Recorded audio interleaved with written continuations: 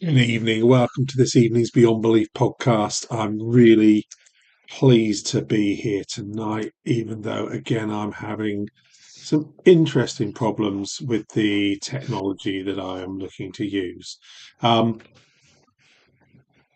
yeah, great to be here. Easter week. I love Easter. Easter is one of my favourite holidays of the year, and not just because I love chocolate. I find that Easter is exciting. I find it's interesting. Spring has sprung. The weather is starting to get better. We're out of the depths of winter. Well, yeah, it's just a wonderful time of year. Welcome tonight. It's good to be here on this Tuesday evening. I apologise for the makeshift layout that I have on the screen tonight. I'm just playing with this again. What's the theme today? The theme today. So this week's Come Follow Me lesson, if you like, for the church is takes a deviation away from the Come Follow Me curriculum. We're not this week looking at sequentially the Doctrine and Covenants, so we're not following that story that's going on in the early church history. If you remember, over the last few weeks, we have been following very much the story of that early restoration. We started off reflecting on the church as a whole and whether there's need for the restoration. We've spent a lot of time looking at Joseph. We looked at his different accounts of the first vision and looked at the implications of those different accounts. And we have then progressed on until we have the story where we're at the moment is where the church is about to go to Kirtland. And we've got new characters coming into the story. We've got people like Signey Rigdon coming in now, and we're moving away from those original church leaders, Oliver Cowdery, Martin Harris. They're about to get downvalued slightly in terms of the story. But today, it's Easter week. And the church moves away from looking at that story. So we'll pick it up again with them next week. And what it does is it reflects on Easter. And it's quite interesting, actually, because what they're wanting to do is tie Easter in with the Doctrine and Covenants. And I spent a little bit of time this week looking at how that works. And it was really quite interesting because here's the thing. There's not much there. In terms of the church's narrative for this lesson, it asks us to look at a few scriptures in Doctrine and Covenants. So it looks at us to look at section 110. It asks us to look at a couple other sections. It looks at the section where Joseph sees the resurrected Jesus in the Kirtland Temple, and a couple of other scriptures where he sees the resurrected Jesus with, like, Signey Rigdon, and then reflects as that of proof positive that Jesus Christ is risen, and therefore the restoration is the resurrection is there, and that is the Easter message. But that's what it actually says, and I found that quite interesting. And the other thing I found quite interesting this year is there seems to be a little bit of a lifting of the ante in terms of celebrating Easter as a whole. It's only in recent editions of the church's lesson manuals that we've even really talked about Easter as a celebration as such. And so what I've done this week, and what I want to reflect on this week, is the church's relationship with Easter.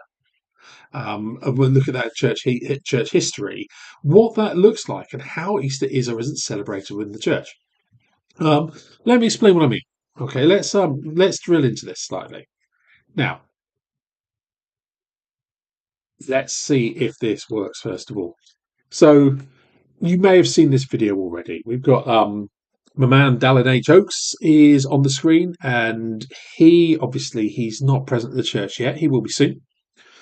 But he is working in place of President Nelson, who, let's face it, is just very, very elderly at the moment. And he is starting to deliver those first presidency messages and those messages instead of President Nelson. And I just wanted to play a really small clip from the first presidency Easter message that was shared this year. And I want to reflect on it slightly. Let's see what it says. No matter what others believe or do, we should celebrate the resurrection of our living Savior By studying his teachings and helping to establish Easter traditions in our society as a whole, especially within our own families, we challenge you to do so. As an example of such celebrations, we can be inspired by the Easter Sunday practice in some parts of the world where believers greet one another with a three-word exclamation, "He is risen." The person so greeted responds with the same words, "He is risen." There are other ways to celebrate Easter. We can recognize the significance of the resurrection by teaching the profound meaning of the universal resurrection, which is made possible by the great plan and the boundless love of God the Father and our Savior, Jesus Christ. I testify of these things. And we'll pause it there, I think. Thank you very much. Thank you very much, President Oakes. I appreciate your thoughts there. He is risen. Easter traditions. Um, I'm actually quite positive about this message that President Oakes has shared personally. Like I said, I love Easter. I really, really do. Um, and he is trying to encourage us to develop some Easter traditions. Now, I'm not quite sure about the idea of going to church and saying he is risen. That is because I think it's alien to me. Certainly, as I've looked into it, it is an Easter tradition that is shared in different parts of the world. It's not something that is uniquely LDS. He is looking to overlay other traditions from elsewhere. But I don't know, because I've never done that. If I were to be at church on Sunday and start saying he is risen to people, I'm not sure how comfortable that would feel to me personally. But I'm not averse to the idea of having these Easter traditions. And let me talk a little bit about why. Things and invoke. So let's have a look. Let's have a look at the screen here. What have we got on the screen then? Let's bring it up a little bit closer a second. So what you're seeing here are scenes from my childhood.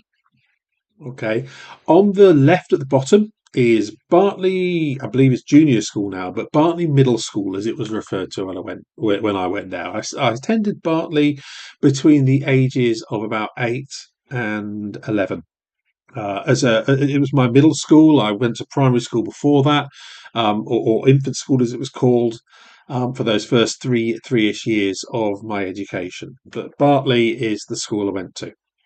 Over on the right, there's a green tin building.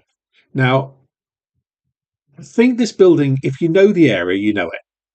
All right. If you don't, you possibly don't. But this is a old church, but made out of tin that serves the little village of Bartley just on the edge of the New Forest.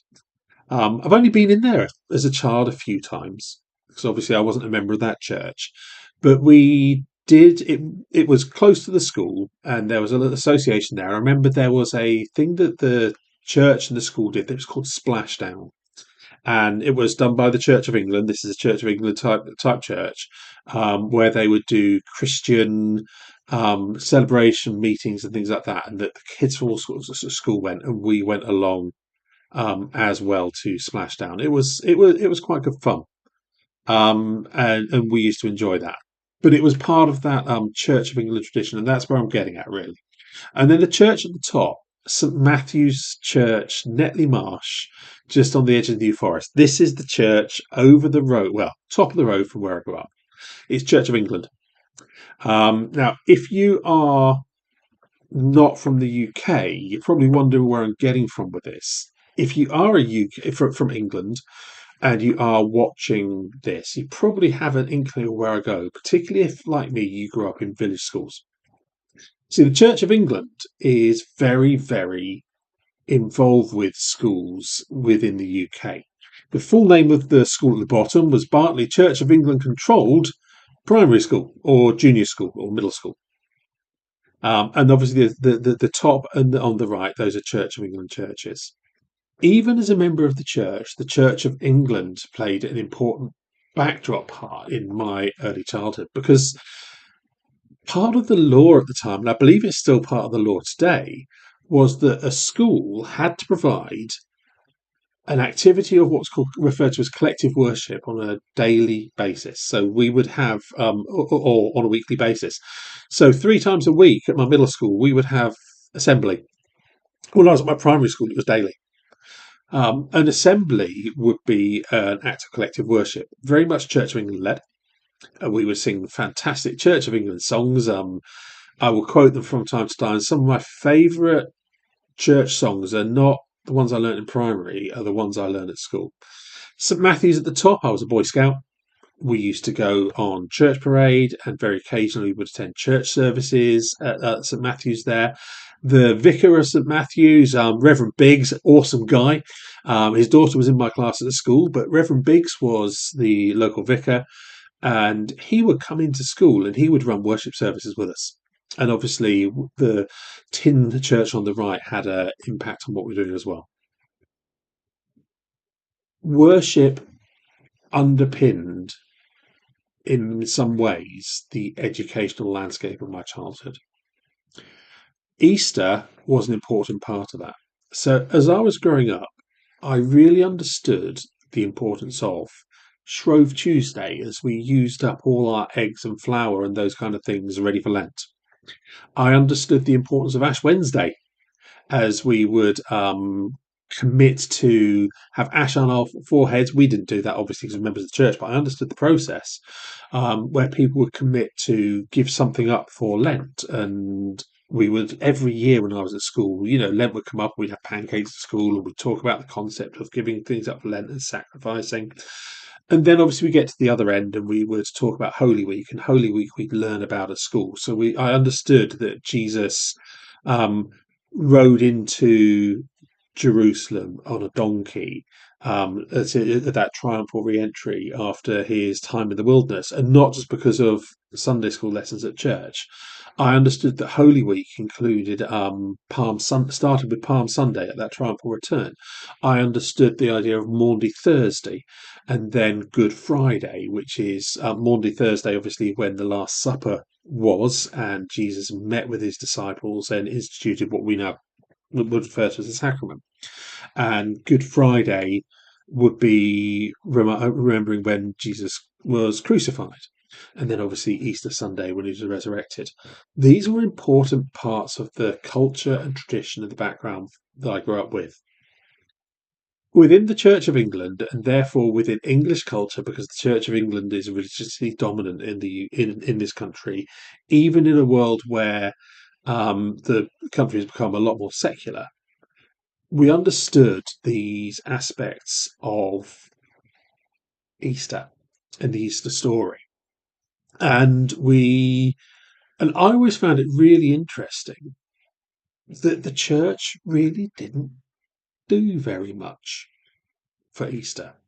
You see, in theory at least, when we look at the Christian message and the LDS message is that of Jesus Christ's atonement, his sacrifice, dying for mankind, so that we could all be resurrected. So, if you like, that is the cut and thrust of that Christian message and that Christian worship. Therefore, the Easter story is actually the pinnacle or the most important part of Christianity, of that Christian marriage. The purpose of Jesus' life ultimately was to teach and ultimately then die and sacrifice for mankind. Well, that's the way it was taught. And I never quite could get my head around how, as a church, this character, this guy Jesus, who I was taught was my friend, was my savior, he died for me, and all those things there, that I did less to celebrate his death and then his resurrection than I did in December when we celebrated his birthday. Now, don't get me wrong. Okay, as a family, we didn't not celebrate Easter. Easter Bunny would come every year. After we'd already filled up on hot cross buns, Easter Bunny would come every year, and he would leave chocolate eggs all around our garden, and we would wake up on Easter morning really excited with a basket, and then we would go dive around the garden, collecting all the eggs and treats and chocolate, more chocolate. My parents had a great relationship with the Easter Bunny. We got so much chocolate from him as part of this Easter experience that um, I cannot describe it. But that was the Easter experience that I had. Um, I loved it. We would then go to church because it was a Sunday and it was Easter, and you would go to church. Um, I think within church we kind of had a couple of talks that were sort of Easter focused, and church carried on as normal. There wasn't any special religious observance of Easter. Now, my counterparts, my peers that were Church of England, and I had plenty of people that I went to school with who were either C of E or who were some kind of Methodist or other Christian denomination, who would be celebrating a Good Friday, who would be doing all the other parts of that Christian worship.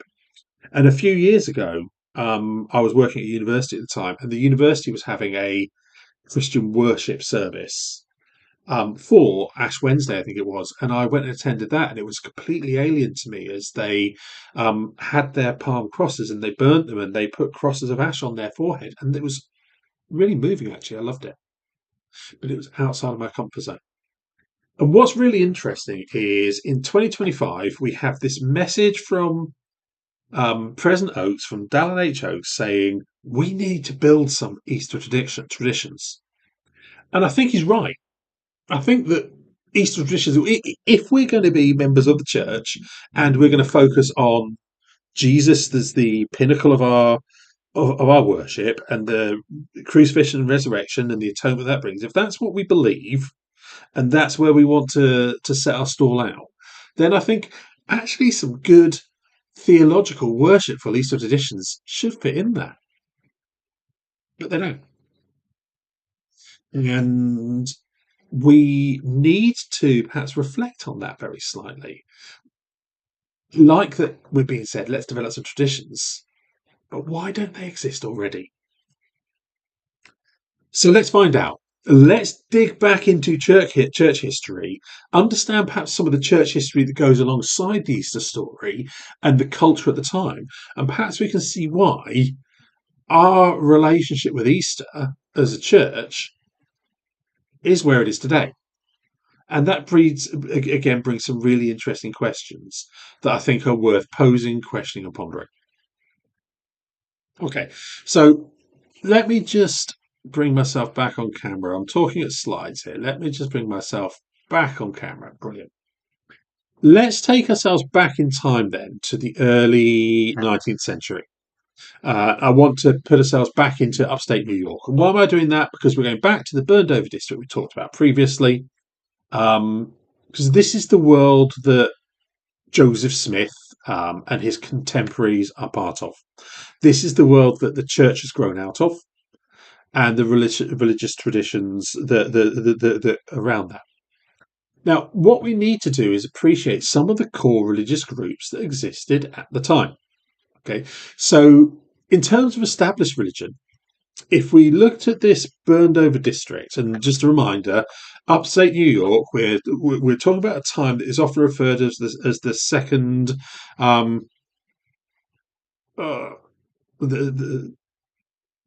the word's gone from my mind. I use this phrase all the time. So what's referred to as the burned over district, and effectively what's happening, a second great awakening is the word I'm looking for. I do apologise. Please forgive me for my mental block at the moment. Second great awakening, and we have this religious fervour that we've talked about, and we talked about particularly in the early episodes of the podcast. We have preachers that are moving around, that are having camp meetings, are teaching, are preaching, are inviting people to come to Christ. We have established religions. So the established religions of the area at the time, very much Methodism, Baptists and Presbyterians. These are very strongly the religions of the area at the time. All right. We also have new movements coming through, of which Church is one, but I've listed others that are on there. So we talk about the Campbellites. The Campbellites is a new movement that's going for this area. Is actually the movement that we have the likes of Sidney Rigdon following, who we met last week and is going to come strong in church history. We have people like the Shakers. We have Swedenborgians going on. We've got loads of different religious traditions coming through, and Millerites as well. Okay.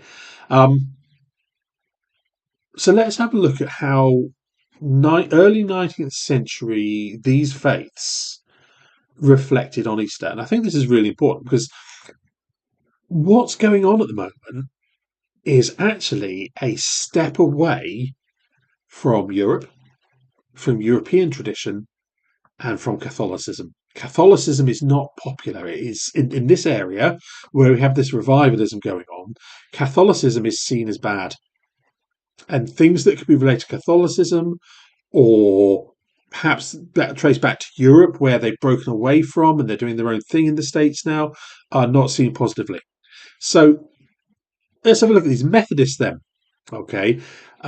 They believed it had an Armenian theory. They believe in free will, salvation through grace, and heavy focus on personal conversion. In terms of Easter, though, what is important is the idea of liturgy. I discussed earlier the kind of experiences that I saw at a distance when my contemporaries that weren't members of the church were celebrating Easter in a religious sense. We're talking about the religious liturgy. A lot of it is very Catholic, and the Church of England, although a Protestant church, kind of sits in a middle space. It never went fully Protestant in the sense of its behaviours as much as its beliefs, but kept a lot of the liturgy and the mid and high church that existed from the Catholic Church. So that's why we see those coming through. Within Methodism, though, Methodists at the time were non-liturgical, you know. So early 19th century Methodists placed little emphasis on Easter. Sermons on the resurrection might be delivered around the time, but there was no formal recognition or celebration of Holy Week or the liturgical calendar. Okay, the emphasis of the faith were revivals, prayer meetings, ongoing conversion. They weren't really that bothered about seasonal festivals. Baptists then, the theology is slightly different. They were very much into the authority of the Bible. Baptism as an adult, not infant baptism, was an important thing to them.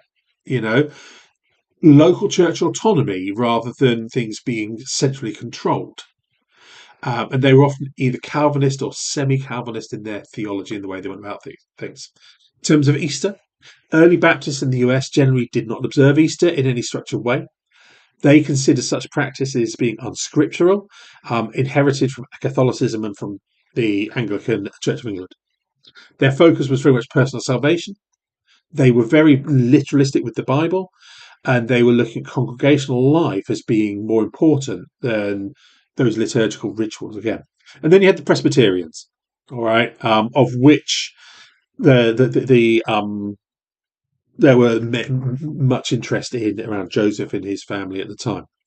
Core beliefs, again, very Calvinist. In Calvinist is concepts like predestination, the total depravity of man, things like that. There was a strong emphasis on scripture and catechisms, the professions of faith, more Catholic. They had a somewhat more formal structure than Methodists or Baptists, but they still didn't observe a liturgical calendar in early American practice. In fact, Easter and Christmas were often avoided as what they would call papist inventions. So these are the three key faiths that would have been Joseph's and his contemporaries' backdrops. Like I said, Catholicism is there, but it's kind of seen as you're distancing yourself away from. Whether we're talking Methodism, Baptistism, and Presbyterianism, in each of these traditions, there is a distance away from liturgy. You may have had talks about the resurrection at church around Easter time, but Easter wasn't a thing. It wasn't celebrated. In fact, in some instances, you distance yourself from it because this was that bad Catholic Church and what they did. And we're moving away from these liturgies and being more real in our interpretation of the Bible, I guess, is the way that we're talking about that. Okay. So we have this. And then when we look at the more restorationist and radical movements, of which I'll put the church as one. Okay. You have the Campbellites. As I said, the Campbellites is the faith that Sidney Rigdon had before he met Joseph and joined the church. They were all about returning to New Testament Christianity. They have rejection of creeds, emphasis on baptism, weekly communion, and simplicity in worship. And they rejected Christian holidays, the traditional holidays. Campbell called them unauthorized holy days because they were not found in the Bible. So Easter wasn't celebrated. There was a weekly observance of the Lord's Supper or sacrament, or however we want to describe it, and that was sufficient to commemorate Jesus Christ's death and resurrection. The Shakers, millennialist, communal living, visionary experiences, they had their own festivals, but they didn't celebrate Easter in a traditional Christian sense. Their calendar centered around Shaker revelations, not the Bible. And then you had the Universalists. Now, Universalists and Universalism is actually quite interesting. This was where Joseph Smith's father tended to sit, religion and faith wise. He was very much a Universalist until later on when Joseph established the church and he became a member of the church. Some Universalist congregations did in fact celebrate Easter, all right, but with minimal ritual. The emphasis there was on resurrection as a symbolic of universal hope, but it wasn't about liturgy. It wasn't event. Easter might be marked with a sermon, but we didn't have structure around it. Okay, so this is really important because we are looking at the backdrop to Joseph's religious life and how he and his contemporaries would have seen celebrations and festivals such as Easter. Those festivals today, which President Oakes is saying, we need to build some traditions. We need to go and do this. Let's go to church and say he has risen to each other as other faiths do. But this wasn't the church as was established by Joseph. And more importantly, this wasn't the what's the word I'm looking for? It wasn't the culture of the time. And we can see the early LDS church not so much being a creation of its own. These traditions around Easter are not a restoration of something else. They are very reflective of Christian culture in that part of the world, in that time, in that era. In fact, it's interesting to note that in that New England, upstate New York, downstate New York area, it's not until about 1860 or 1870 that a celebration of Easter starts to appear at all. My understanding is about 1860, New York City started to do a annual Easter parade. And that had a massive impact on how Easter was seen and celebrated in that part of the world, led very much like by New York, and that drove that into the environment at the time. But no, there wasn't anything particularly Eastery going on in that part of the world at the time. So what are we learning then? In the burned over landscape of 1830s New York, ritual holidays like Easter were actually seen as remnants of corrupted tradition. This isn't about the church, this is the culture as a whole. All right, and it bleeds into the church. The focus at the time culturally was direct revelation, repentance, and preparing for the second coming. It wasn't focused on ritual calendars. And nearly every group that surrounded Joseph Smith at the time shared that belief and that suspicion. And we see it coming into church culture and overlapping into the church big style. Okay. So what? Why does this matter then? Okay. The question goes, is the church a restoration of God's church, or of the Lord's church, or is this a creation of Joseph Smith? And that's the question I think that comes through each time. And like I said, I'm not here to tell you which it is. I'm not trying to prove one way or the other. but I am looking at the facts around the story. All right. Why does it matter though? All right. Joseph Smith's early environment was saturated with religious innovation. There's loads of, Joseph was a religious restorer, religious innovator. Depends how you look at these kind of things. Um, he innovated so much, but there was not a structured observance of Easter. And it was the same with most of the churches around him. They either ignored Easter entirely, rejected it as a Catholic ritual, or treated it as an informal event. And I think that, to be fair, that has been the church's position throughout my life, is to treat it fairly informally, as an informal event. And it's only recently we have this real push towards celebrating Easter along the way. So, given the backdrop of the time period, then, and we talked about the time period that's there, how did early Latter day Saints treat Easter? What was the church's perspective on this? I kind of alluded to this already. I kind of feel like I might already have answered my own question. But given we've talked about what the backdrop was for the religious background and culture that Joseph Smith existed in. How did early members of the church, how did they celebrate Easter? Well, the simple answer is they didn't. Okay. In fact, if we look at LDS writings and LDS scripture and LDS practice, there is no evidence of Easter as a specific thing anywhere in LDS scripture. What do I mean by this? Okay. In the Book of Mormon, even if we take away the word Easter as being a later invention, as it is adapted from Roman tradition to name this festival, the Book of Mormon makes no specific reference to it. It doesn't refer to Easter. You wouldn't expect it to be fair, but you don't see it referred to as an observance or a holiday. When Jesus visits the Americas, he talks about the fact he's been resurrected and he's risen from the dead and why. He teaches about the centrality of the resurrection of Christ, and we can see scriptures in 2nd Nephi. We've got 2 Nephi 9, Mosiah 16, and obviously 3 Nephi 11, where Jesus is visiting the Americas. These do affirm the centrality of the resurrection of Christ, that it happened. That's not what I'm saying at all. Okay, but there is no Holy Week referred to in the Book of Mormon. There's no holy face. There's no instruction or emphasis to celebrate this. There's no sign of this event being celebrated down the line. There's no calendar date for it. Resurrection, then, from a Book of Mormon perspective, is a theological fact. It's not a ritual or commemoration. And that fits with the way that the early church dealt with Easter. All right.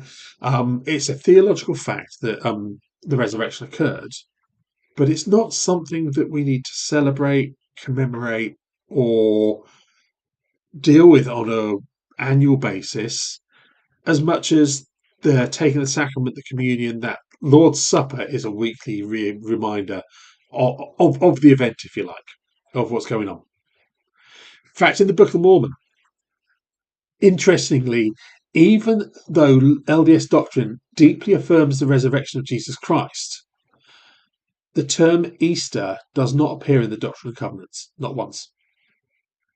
Not even in the later revelations that are added in the 20th century. The silence about Easter is theologically significant. Okay, it underscores the restoration's departure from those traditional Christian holidays and its insistence on continuing revelation as the source of sacred time.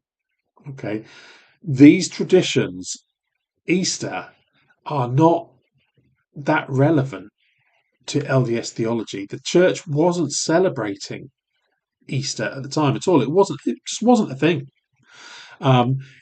In fact, in some traditions at the time, Easter was seen as an apostate festival. Was it seen that way by early Latter-day Saints? Well, implicitly, yes, is the truth, but not by name. You wouldn't have described Easter as being apostate, and Easter wasn't directly attacked. It wasn't directly attacked or labelled apostate in early church writings, but it was part of a larger set of Christian traditions, the creeds, the holy days, the formal rituals, that early Latter-day Saints explicitly rejected as evidence of the great apostasy. In fact, although we do talk more positively about Easter now, we still, or the church still, does talk about creeds and all those formal rituals and things that particularly the Catholic Church has as being apostate. In fact, these would be scenes, if we were to start talking about McConkie-esque Mormonism, these would be the things that would perhaps characterize the Catholic Church, if you forgive me, as the Church of the Devil, as I was taught when I was growing up, as much as the Church distances itself away from that now. Okay, the early Church viewed post-New Testament Christianity as having corrupted doctrine, invented unscriptural traditions, including Easter, instituted man-made holy days, Christmas being one of them, and distorted ordinances and priesthood and authority. When you view it through that framework, although this was never described as apostate, holidays like Easter and Christmas, both tied to non-biblical liturgical calendars and church state combined, were implicitly part of the apostate system that Joseph Smith believed he was restoring from. Okay, so we are seeing really, really well here how this comes through at the time. Again, Alexander Campbell, who founded the Campbellites, Sidney Rigdon's church, if you like, he turned around and said, the celebration of days and seasons not appointed in the New Testament is one of the many relics of popery which the Protestant Reformation did not cast away. Whilst LDS leaders didn't quote this directly, early Mormon culture, which was heavily influenced by Sidney Rigdon, will have shared that sentiment. In fact, we talk about Easter here. If we look at Christmas, actually, and look into Christmas and its celebration, actually, Christmas falls in the same bracket. The difference is there were cultural celebrations of Christmas in society at the time. And so there would have been cultural celebration of Christmas within the community. People would gather together as a family, they'd have had a meal together, they'd have exchanged gifts. But from a theological, church-based point of view, Christmas wasn't any more of a thing than Easter was. It wasn't a special moment, a special event. The only difference is it did have a societal impact and presence already.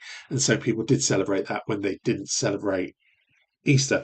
And in fact, we see that even today in 2025 with the changes that we have and that more alignment that people are perceiving or with mainstream Christianity the church has. If I was Church of England, right, and I was looking at the celebration of these two feasts, Christmas and Easter, at Christmas, I would have several services that I would attend in the build-up to Christmas. We would have a Christingle service. We would have Michaelmas. We would get to Christmas Eve, and you go to midnight mass on Christmas Eve. It's the right thing to do in that high church, Catholic, Anglican tradition, is that you attend church at midnight as Christmas Day arrives and you celebrate Mass, the Mass of Christ. You have the sacrament. I actually have been to midnight Mass at the local church here just to understand what it's like. It's because I wanted to celebrate something which my church didn't. You do that, and then you can have another church service during the day on the Sunday as well. You're going to go to church twice when you get up. You're going to get up in the morning, and you're going to go back to church. So potentially, you've got two church services: midnight, Christmas Eve, Christmas morning. and church during the day as part of that festivities and that tradition and that celebration. You know, if you were looking at Easter, you certainly would attend church on Christmas, not Christmas, on Easter Day. You would already have had a special service on Palm Sunday, potentially a service on Good Friday. You would have had Easter and Ash Wednesday. There would have been not Easter, Ash Wednesday in the build up to the start of Lent. There would have been services there, and you would have had weekly reminders through that Lent period of that Easter coming. In the same way you've had the Advent period and the build up to Christmas. It's big in the Christian character. Both of these events. We're making more of a Christmas and Easter by doing less. All right. One of the things landmarks this year was we're going to celebrate Easter, go build some Easter traditions. He has risen, and we're only going to have 1 hour's worth of church instead of two for the first time this year on Easter, as well as at Christmas. So we're going to cut church down. Now, if I am a faithful person, a believer in Jesus Christ, and I'm worshipping Him and His sacrifice and dying, if you like, for me in resurrection, isn't that funny that even today we are cutting back on the Sunday worship on the most important festival of Christian calendar? All right. So I've always found that weird, but actually, as I look into the church history, I get it. Okay. This is the tradition that the church comes from. Yeah, and why that's the case. Yeah. But the celebration of days and seasons, not pointed in the New Testament, is one of the many relics of popery which the Protestant Reformation did not cast away. We don't celebrate these festivals because they're wrong, and they influence early church culture. Interesting evidence is from LDS sermons and practice. All right, Joseph Smith never preached an Easter sermon, and there's no evidence of the holiday being observed or recommended under his leadership. Brigham Young and other early apostles spent more time condemning Catholic and Protestant priestcraft and false traditions than adopting their holidays. Now, the other one that's quite interesting, the early saints didn't mark Easter either in Nauvoo or Utah. But they did have other holidays. April 6th becomes a holiday for the organisation of the church. Now, here's the really interesting one. April 6, 1830 was the day the church was established. April the 11th, 18 Thursday, 7 days later, was Easter Day. But no reference to Easter, or no marking of Easter as part of that foundation of the church, despite the fact you're only a week out. Church has Pioneer Day, July 24th, best time of year. July is a great time to have a celebration, in my opinion. The church obviously has Pioneer Day, big festival, big celebration. But not Easter. And even the early church limited Christmas, And the church will have special fast or Thanksgiving days by prophetic decree if the church feels a need to. So we have these evidences of the church creating festivals, having traditions, doing things that it needs to celebrate. But we have this absence of Easter. Despite its centrality in most Christian traditions, this isn't just an omission. Okay, it has to be seen as a deliberate cultural and theological distancing from what were seen as the uninspired traditions of men. This is a restoration. There's been an apostasy. Easter, or the celebration of Easter, with these pseudo laid over the traditions of pagan Romans, wasn't in the Bible literally, and so we don't celebrate it. Okay, so it's quite interesting to see how that's built up. Brigham Young, he said, our traditions have been such that we have become accustomed to look forward to days and times and set them apart for holy purposes, and there stop. But this is not the design of the Almighty. And that's quoted by Brigham Young. He wasn't specifically talking, in fairness, about Easter, okay, but he is talking about these traditions and these holy days and holy times, and space, which would include Easter, and then stating this is not the design of the Almighty. So again, we have this prophetic message that's coming through in terms of Easter along the way. If we then come through time, so that's the early church up to about the 1860s, from the inception of the church through to early Utah period, really. By the time we get to mid Utah period, mid 1800s into the early 1900s, the world is changing. All right, and what is interesting is how glacially the church follows the culture of the world. All right, and how things do change slowly. The church tends to be behind the curve, particularly in terms of matters of equality, in terms of the way we treat people. We're normally about 40 years behind the curve. We're 40 years behind the curve in terms of civil rights and racism. We are about 40 years behind the curve at the moment in terms of attitudes towards the LGBT community. And we have but we do gradually follow the world, despite the fact we see ourselves as a peculiar people and say that we don't. Even into the late 19th and early 20th centuries, then, Easter remains absent from official LDS discourse. The General Conference talks that we look at, bearing in mind General Conference's first week in April, frequently coincides with Easter Day itself, and if it doesn't, is normally within a week or two of Easter either side. General Conference talks made almost no mention of Easter until well into the 20th century.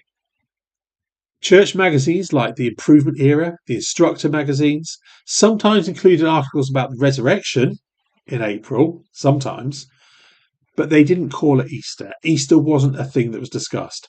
Local congregations occasionally gave talks on Christ's resurrection near Easter time, but these were personal devotional choices, not instructional directives.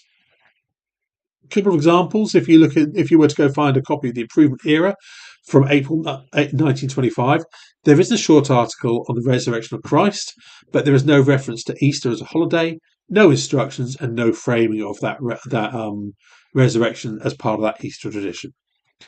At that stage, the LDS Church is still very much anti-liturgical in culture.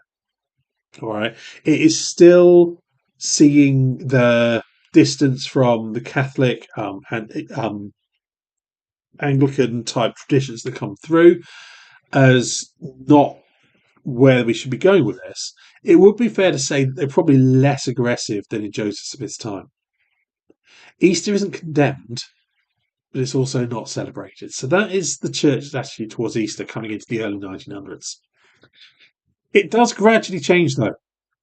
So when we get to the mid 20th century, so we're now talking into the era that is Mackay onwards, we start to see some changes. By the 50s to 70s, the church begins softly integrating Easter language and themes, largely in step with the broader American Protestant culture. The Protestant culture, when the church was established, didn't want a bar of Easter. It saw it as bad in some way, and so it didn't happen. As we get to the mid 20th century, that is softening. Easter is being more celebrated within mainstream Christianity in the United States, and the church is gradually aligning with that. So General Conference speakers begin occasionally using Easter language when April conferences fall in or around Easter. Church magazines started to include resurrections-themed articles that were explicitly tied to Easter, so they talked about Easter for the first time. The Tabernacle Choir starts performing Easter concerts. That's quite a big change, actually. That the Tabernacle Choir are actually performing Easter concerts. Yeah, though those are still being performed with a broad Christian tone, not so much about Easter itself. Primary and Sunday school materials begin to include simple children's lessons on Christ's resurrection that coincide with the Easter period. Okay, so some examples there. April 1971, there is an article that's titled "He is Risen Appears." It makes a shift towards intentional reflection around Easter. That's in the Ensign. And in the 70s, Kimball starts emphasizing Christ of old as Redeemer in several spring conference talks, although he doesn't frame that liturgically. And I kind of understand why he doesn't. The church isn't the Catholic Church. And it's not pretending to be. It's not the Church of England. It's not pretending to be. So you wouldn't expect to see the same liturgical framing. But we are seeing some steps towards that Easter piece coming through. What is interesting is my teenage years and the 90s. But this is when things really shift. By the 1990s, the church is beginning to fully embrace Easter as a moment to affirm its Christian identity. You know, this is quite important because the church is really trying to break through this exceptionalism, this being seen as something different. And the church is really quite heavy on answering the critique that Mormons aren't Christian. And so the church is wanting to be seen as doing so. So we see some key themes coming through as the church looks to embrace Easter. We now start to see Easter-themed general conference talks. They become common, especially when Easter and conference overlap. We now see Easter devotionals, video messages, resurrection-based articles appearing on the church website. Local wards and stakes now start to hold Easter sacrament meetings, which are recognisably Easter with hymns, talks, and occasionally musical programmes. I know my local ward this week, and I know we're slightly on, is doing a special Easter programme. There will be musical items. People are being asked to get involved with readings and things to do something special for Easter. That wasn't my childhood. That is now, and it is moving that direction. Primary and youth curricula began to include age-specific Easter content focusing on the resurrection. 1999, a notable talk by Hinckley, He Is Not Here But Is Risen, is one of the first modern-era talks that you got from conference to centre around Easter and the resurrection. So we are now starting, it's not until the 90s onwards that we're starting to see the church start to embrace Easter along the way. Which brings us to where we are today. In 2025, I think that we're fair to say the church has embraced Easter in its own way. It doesn't follow the liturgical traditions of the Catholic Church. Like I said, you would expect it to. Okay, but it does have significance there. We have arrival of social media campaigns, and President Nelson has had a big push in propelling Easter into a central position of the church. All right. So, for instance, we see the different campaigns. So in 2014, we had the Because of Him hashtag campaign. It was the first global Easter Easter media campaign where we have videos, hashtags, website content, and massive digital reach. That's just over 10 years ago. You know, Hallelujah was 2016, 2017, Prince of Peace, 2020, the Hear Him campaign, 2021, the Starting Today, where people were encouraged to tweet or post using that hashtag, what I'm going to do starting today because of Jesus, and this year's campaign called Greater Love. There is now an annual First Presidency message. I played an excerpt of this year's right at the beginning from President Oakes. All right, so we now have these First Presidency messages are now annual. Holy Week guides are provided to members, and we're being encouraged to actually do something and remember Holy Week. Now, that's really recent. I can't think of any time in my lifetime where Holy Week has become a thing. Outside of my family and perhaps some of the people that I interact with who are pulling back on the Anglican traditions that underpin our society here in this country. General conference talks near Easter now intentionally align with resurrection themes. President Nelson, quote, because of him we will all live again. This is the miracle of Easter. And obviously it said that in 2021. This is full embrace. Easter is now part of the church's branding, curriculum and global messaging. It's positioned as a core event in the LDS Christian witness to the world. It's a massive part of the LDS faith today and how we deal with Easter. But it wasn't always the case. And I think one of the things the church does do is it just makes a change and acts as though it's always done that. All right. It just acts as though it's always been the case. What we've examined is how that isn't the case, and how actually doing anything for Easter as an LDS church is new, is different, and it is contrary, very contrary to the church that Joseph established. The church that is allegedly a restoration of Christ's original church. The celebration of Easter and those kind of things, actually, and I didn't quite fully understand this until, as I said, I talked about my own background, not understanding why we don't do so much more for Easter. I don't think I fully appreciated why the church was the way it was with its relationship, with this strange relationship we had, as I perceived it, with Easter. And that's because from the tradition it grows out of, Easter wasn't that relevant. The restoration is relevant. The resurrection is relevant. The atonement is relevant. Easter itself is a byproduct of that, from the church's point of view, always has been, and therefore not something that's needed to be celebrated. But it is now, and we are seeing under Nelson's leadership, Oakes is pushing that very heavily. I'll be interested to see how this liturgy, how this Easter push continues over the next few years as Oakes takes over. I don't know. I don't sit in council with the 12. I'm not invited, and that's okay. I don't really want to be in council with them either. But I suspect that there's no coincidence that we've had this upping of the game again, as Oakes is preparing to take over. Let's face it, Oakes is going to be running the church behind the scenes, even if he's not doing it front and centre at the moment. President Nelson, and like I've said on numerous occasions, he's old. He's really, really old.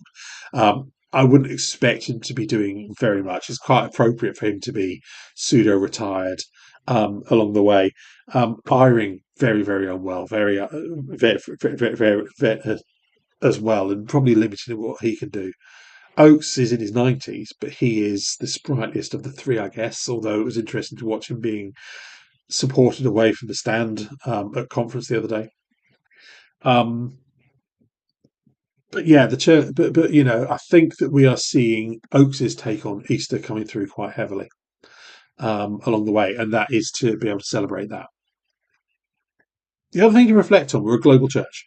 How does the nature of the church impact the way it approaches holidays like Easter in different countries? Yeah. Over the last century, and especially since the wars, the church has grown massively outside the United States. More than 60% of the church membership lives outside the US, and their populations are growing most in developing world, Latin America, Sub-Saharan Africa, Southeast Asia, the Philippines. The church is stagnant in the United States. It's shrinking in Europe and in the UK. And therefore, the majority, only a small majority of the members now, come from countries that have a different religious tradition. And my invitation, I guess, my reflection is the McDonaldization of religion that the church does do. We do the same thing the same way every single place around the world, in theory. A sacrament service is delivered the same way here in Selby as it would be in the heart of Utah, and would be the same broadly if I lived in Nairobi, if I lived in Brazil, if I lived elsewhere around the world.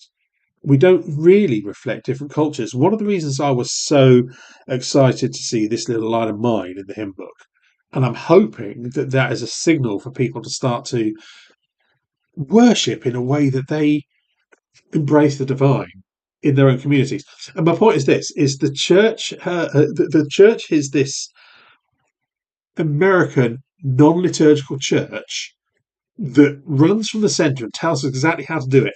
It tells us whether we can have an hour church on Sunday or not.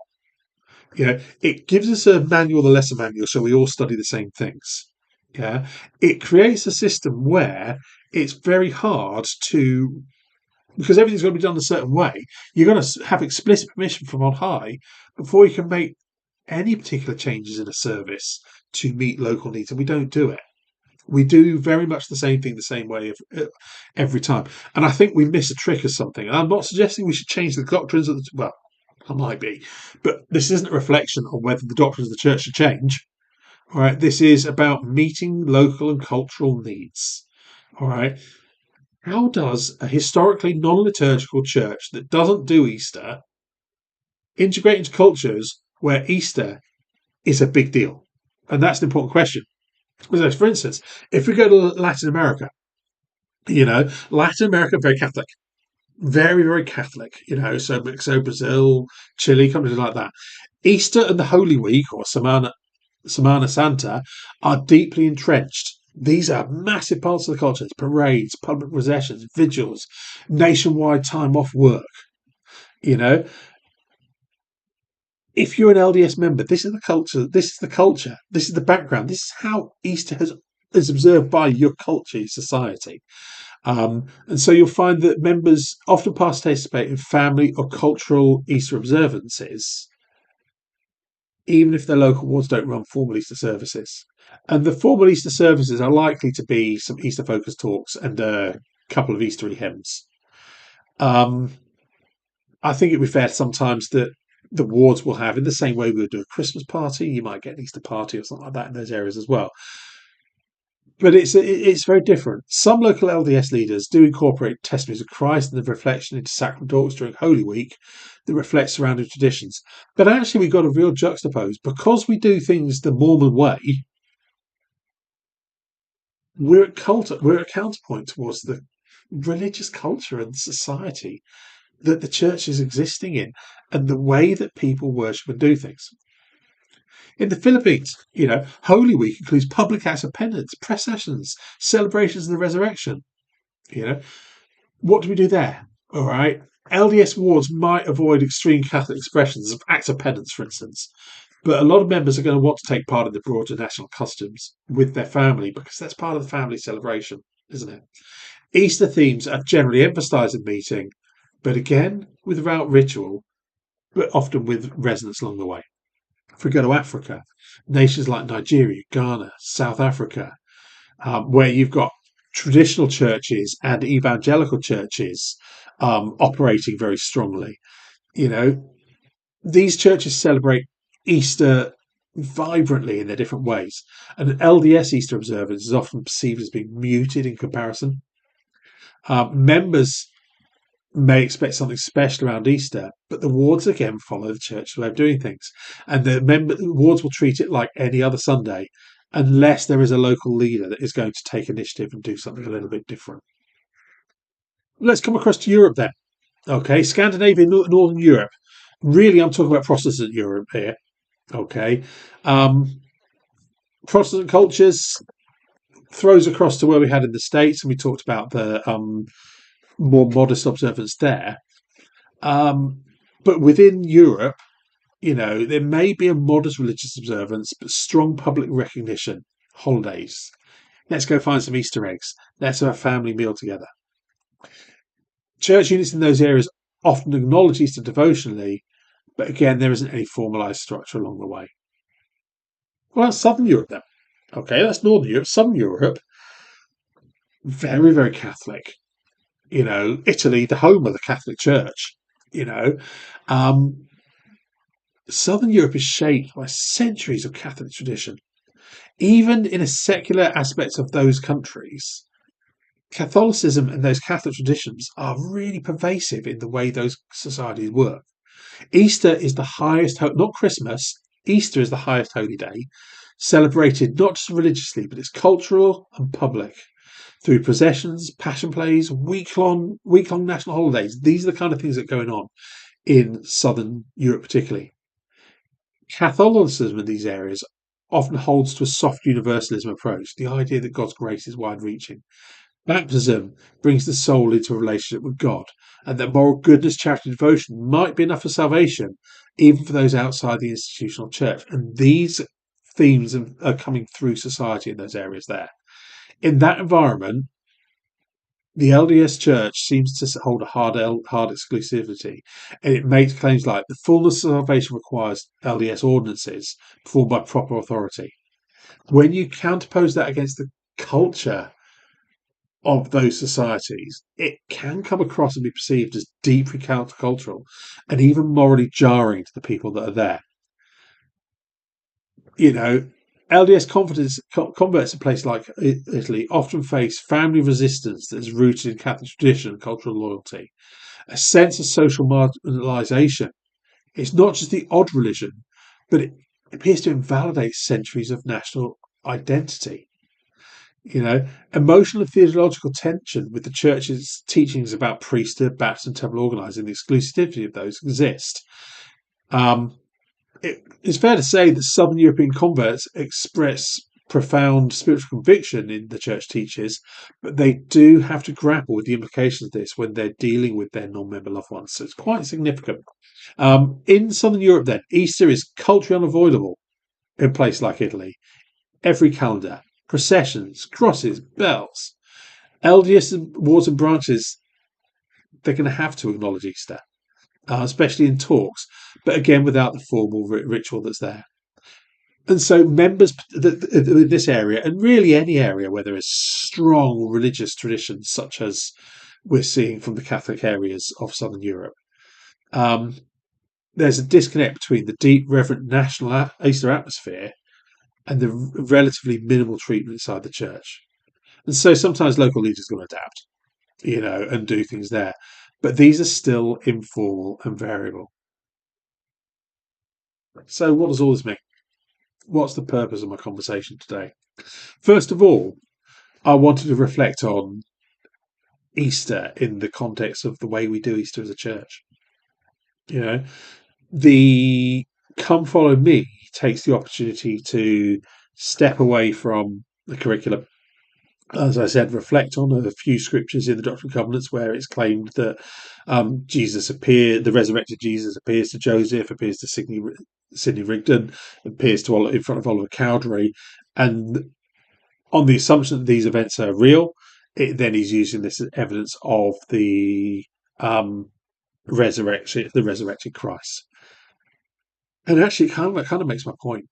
Even in 2025, when the church is trying to adapt its messaging to be more mainstream, to appeal to a wider Christian audience, where President Oakes is asking us to go to church on Sunday and just say he is risen, hope everyone says he is risen back as we celebrate Easter, as we have been encouraged to embed our traditions. Actually, the Come Follow Me curriculum acknowledges something we acknowledge almost weekly, and that's Jesus is resurrected, or something that is claimed weekly, that Jesus is resurrected. It's not a special, even the special Easter focused Come Follow Me lesson is, if we're honest, it's not a special Easter lesson. It's just trying to take a different tack. The question is then, we've travelled from non-existent. The early church was non-existent its Easter worship, and we've gone through cautious acknowledgement, and these days we embrace it fully. So what does that change say about the church? Is it simply adapting to its global Christian audience, or is it finally giving the resurrection the attention it deserves? Or is the church just rebranding itself in response to external pressure? And those are the questions that I want to leave you to ponder on today. I'd love to know your thoughts. If you look down at the bottom, you'll notice that there is a like and there's a subscribe. Please hit the like. Please subscribe. And come back and visit us again next week. But there's also a chat. There's also some comments. Jump in the comments and tell me what your thoughts on this are. How does this message about Easter, how does it affect your faith and your relationship? Does it matter? I actually don't know on this one. I actually don't know. But it's interesting to reflect that the early church didn't celebrate Easter in line with the cultural behaviours of the time. And we are now trying to embrace Easter to fit in with the cultural behaviours of Christianity in our time. Which one of these is what Jesus Christ wanted? Is it either? Does it even matter?